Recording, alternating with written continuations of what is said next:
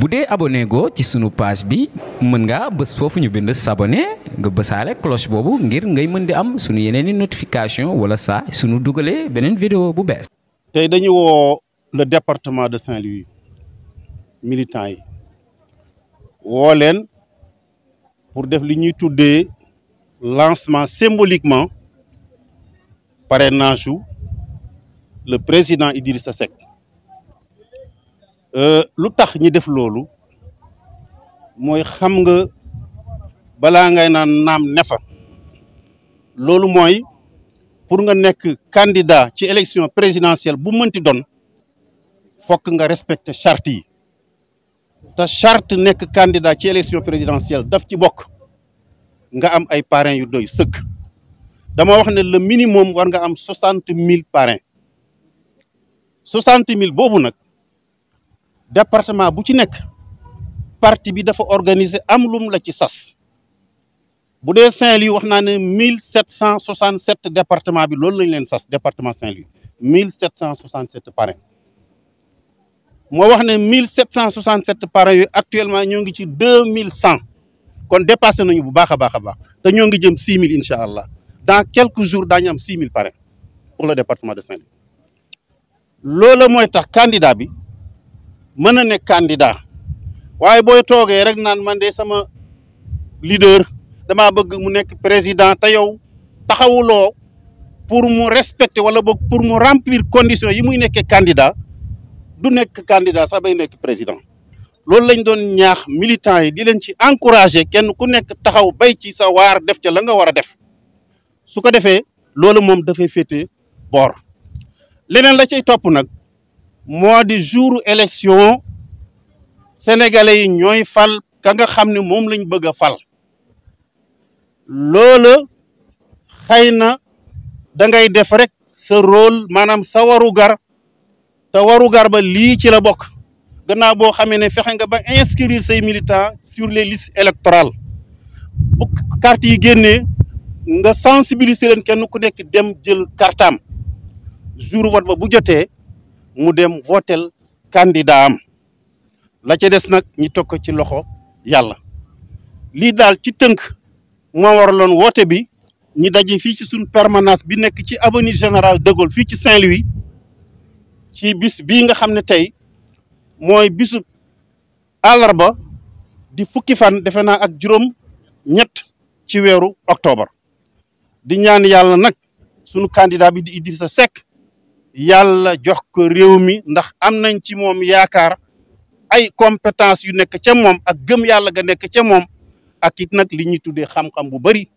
macha allah lii daal ci tënk moo waraloon tey ñu ñëw fii di remercier nag délégation nationale bii nga xam ne sunu vice président docteur Abdoulaye Ndoye moo ko jiite ndax tey moom dafa taxaw ñaari tànk taxaw na comme président Idrissa bu teewee rek Idrissa teew na di gërëm délégation nationale bi kon daal loolu ci tënk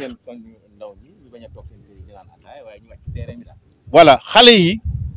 dañ leen encouragé gannaaw si tey parti bi wala boog permanence bi ubbi na ay buntam léegi kenn ku ci nekk saa yoo xëyee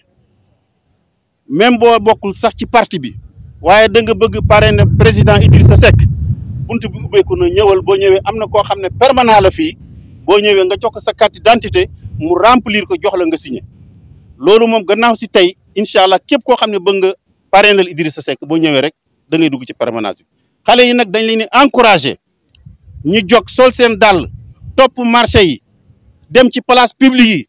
dem ci mbedd yi wax ak askan wi képp koo xam ne kii bëgg na parrainel Idrissa Seck ñu parrainel ko nga xam ne tey bu fekkee 60 000 peut-être mooy le minimum ñu fexe ba am 200 000 parrains loolu mooy suñu bëgg-bëgg incha allah. Ce qui nous réunit aujourd'hui, c'est une cérémonie symbolique de lancement du parrainage du candidat Idrissa Seck.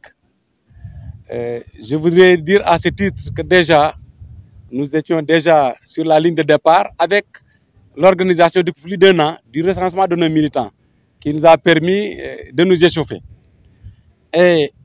depuis que nous connaissons le numéro 67 du parti, donc du candidat Idrissa Seck, nous avons lancé quand même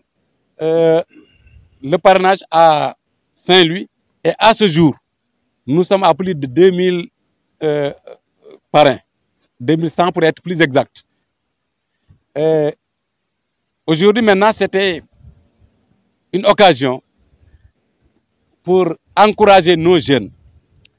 à aller vers les populations. Parce que nous avons un objectif qui dépasse les 2000 qui nous sont impartis. Nous voulons avoir au moins 6000 parrains dans le département de Saint-Louis. Et nous savons que c'est à notre portée. Mais il faudrait pour cela aussi que nos jeunes s'y mettent, que les femmes s'y mettent, que les citoyens s'y mettent. Le premier acte à poser, c'est l'ouverture permanente de cette permanence pour que les citoyens qui veulent parrainer le président Idrissa Seck puissent venir à cette permanence et puissent parrainer le candidat Idrissa Seck. Deuxièmement aussi, que ces jeunes aussi aillent vers les populations, dans les marchés, dans les places publiques, dans les quartiers, pour parler